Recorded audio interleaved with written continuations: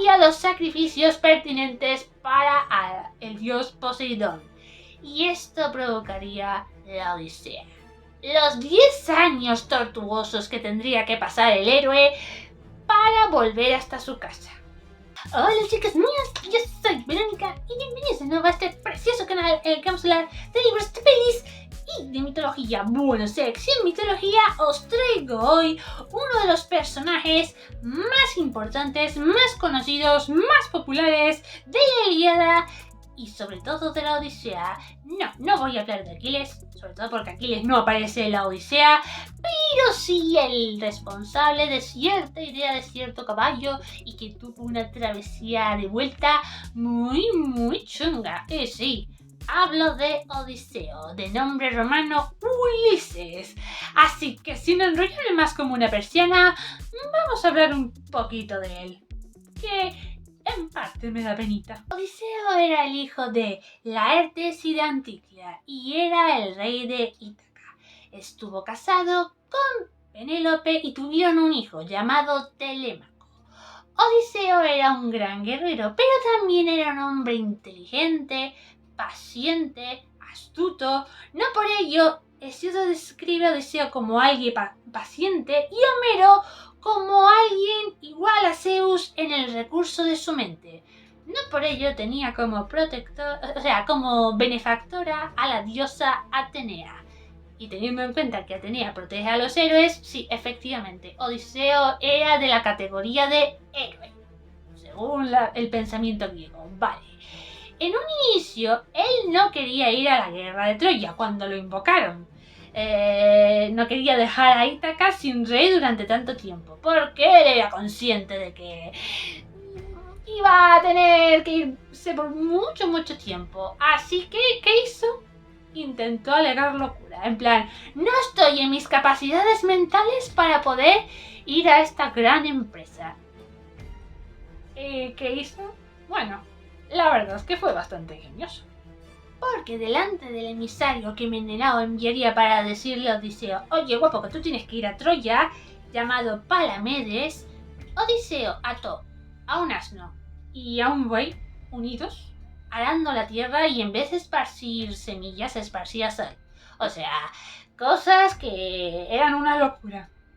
Ingenioso, como dije antes. Pero ¿qué pasa? Palamedes no sé lo que yo dijo. Aquí hay algo que no me cuadra. Vamos a ponerlo a prueba. Así que delante del buey y del asno puso al hijo de Odiseo, Telémaco. Si realmente estaba loco, Odiseo iba a pasar por encima de su hijo como si nada. ¿Qué pasa? Efectivamente, Odiseo no estaba loco y dijo, vale, de acuerdo, me voy a Troya. Por favor, quita a mi hijo de delante. Dejó de hacer estas tonterías.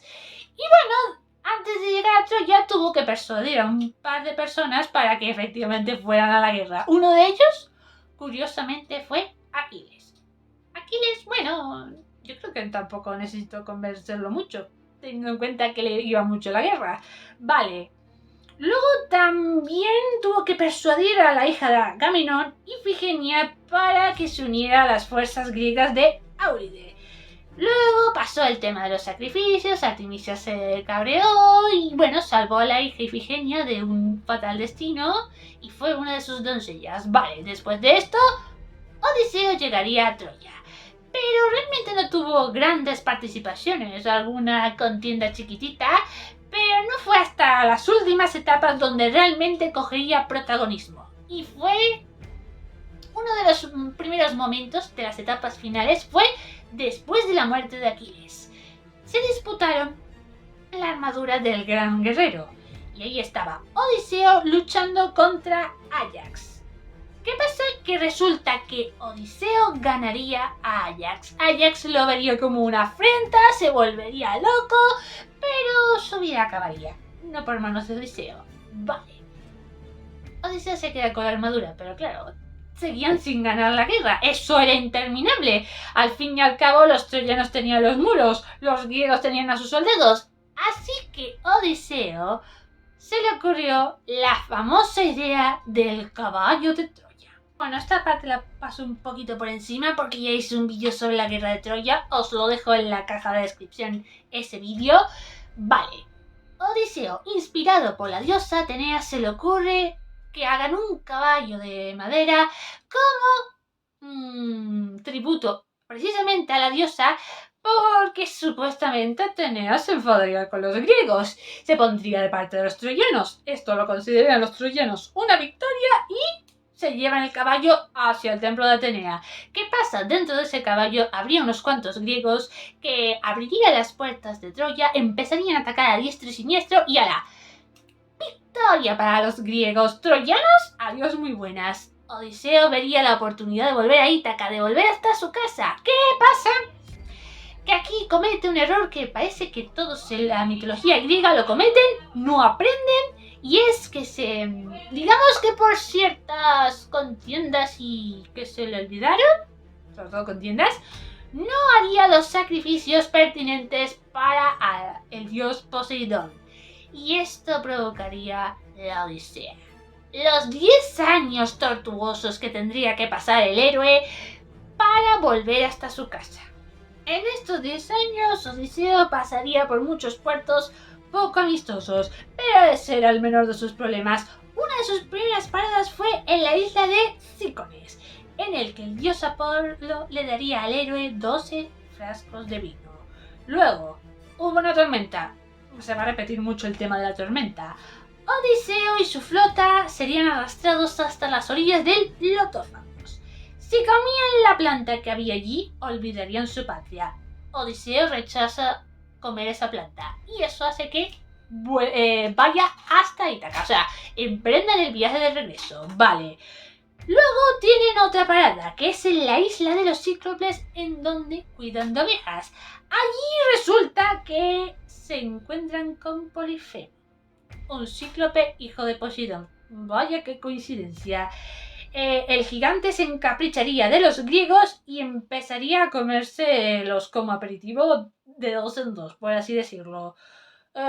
Tuvo que Odiseo formar una estrategia astuta para engañar a Polifemo y poder emprender el viaje de regreso a Ítaca. ¿Qué pasa? Que esto provocaría de que Polifemo se asegurara de que hubiera muchas tormentas. O sea, en este punto se supone que llegarían pronto a Ítaca, pero la intervención de Polifemo, sé que paso por encima, pero son muchas cosas los que pasan en la Odisea, ¿eh? Yo no quiero que el vídeo dure 2 horas. Esta es una de las contiendas que harían que este viaje durara 10 años. Un momento en el que se enfrentaron al dios del viento Éolo, que les dieron unos frascos en el que contenían los vientos para ir hacia ciertas direcciones, excepto Ítaca. ¿Qué pasa? Que uno de ellos tenía la imagen del lugar, algunos tripulantes sintieron curiosidad, lo abrieron y se fueron en dirección contraria. Odiseo ahí tuvo que ingeniárselas para volver de regreso al rumbo pertinente. Y llegamos a la parte, una de las más famosas de la Odisea, y es la aparición de Circe. Vale, llegan hasta Ea, la isla perteneciente a la hechicera Circe. Y aquí se enfrentarían unos cuantos problemas. Uno de ellos es que la diosa convirtió al grupo en cerdos. Y Odiseo, para resolver la situación, tuvo que usar un regalo de Hermes para poder recuperar a la tripulación. El dios mensajero le dio al héroe Molly una planta que haría que los hechizos de Circe se volvieran inmunes. Este fue el regalo pertinente que Odiseo usó. Pero después de esto, Odiseo y Circe se llevaron hasta tal punto muy bien que acabarían convirtiéndose en amantes. Esto haría que la estancia de Odiseo en la isla durara 1 año. Bueno, Circe les dijo, bueno, para poder continuar con vuestro viaje, tendréis que visitar el inframundo y buscar el consejo del tebano Tiresias, que le daría pertinentes direcciones. Vale. En su viaje, allí el héroe conoció a Antíclida, que había muerto de dolor por la ausencia de su hijo. Luego conoció a otros héroes caídos como Heracles, Aquiles, Agamenón. O sea, la visita al inframundo fue bastante fructífera en cuanto a visitas. Vale.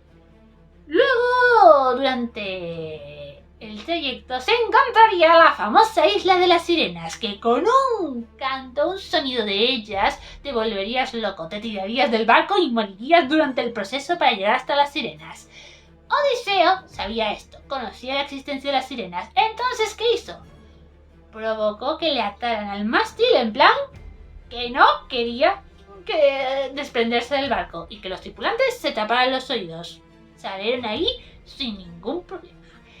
Y bueno, a ver, hay alguna cosilla más, pero en líneas generales, para que comprendáis, estas son las cosas que ha tenido que atravesar Odiseo antes de la llegada de Ítaca. Que en Ítaca no es precisamente que estuvieran sin hacer nada. 10 años sin rey en Ítaca. Evidentemente ahí estarían los buitres de turno que querrían el trono de Ítaca. Para ello se tenían que casar con Penélope.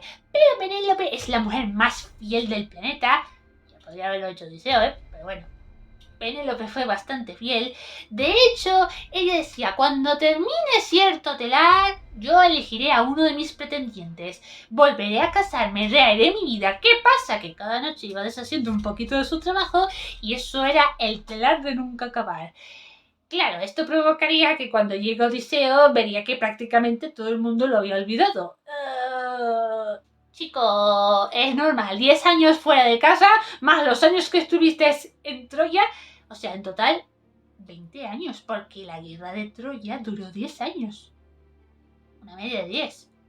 Os pongo aquí en pantalla de todos modos cuánto duró todo el viaje de Odiseo, el de ida y el de vuelta, porque madre mía de mi vida. Bueno, pues entonces, viendo un poco el panorama, los pretendientes, más concretamente unos 108 pretendientes, joder, todo el mundo quería ser rey, coge a su hijo, Telémaco.